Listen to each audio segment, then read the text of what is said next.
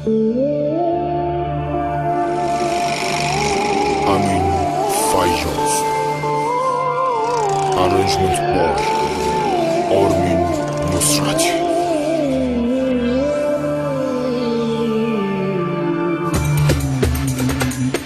یکی بود یکی نبود، یکی نبود یکی نبود،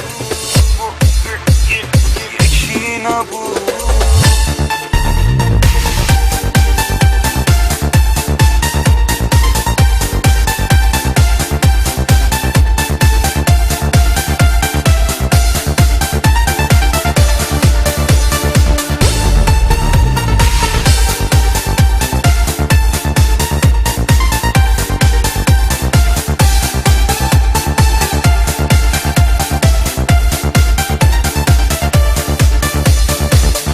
یکی بود یکی نبود، زیر گنبد کبود یه جوونی خسته بود که دلش شکسته بود، که دلش شکسته بود. مثل بارون بهار زار و زار گریه میکرد، گاهی دست خسته شو به سوی خدا میکرد، به سوی خدا میکرد.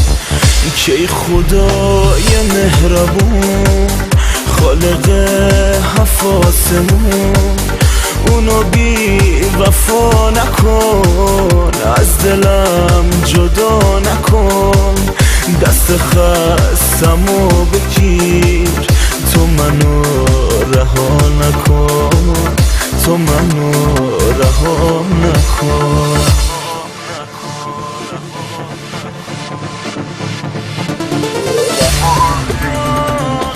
بگو خطاب کی باید بشینم سر راش، بشینم تا اون بیاد که بشنوم صدای پاش.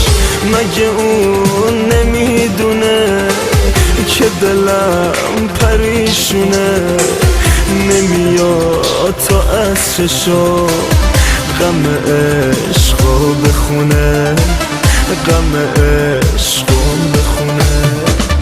کلاغا از آسمون میرن به سوی لونشون، دسته های چلچله میرن تا آشیونشون. ولی من بدون اون چی بگم کجا برم، با یه قلب ناامید هنوزم منتظرم، هنوزم منتظرم. که خدای مهربون، خالق هفت آسمون، اونو بی وفا نکن، از دلم جدا نکن. دست خستمو بگیر، تو منو رها نکن، تو منو رها نکن.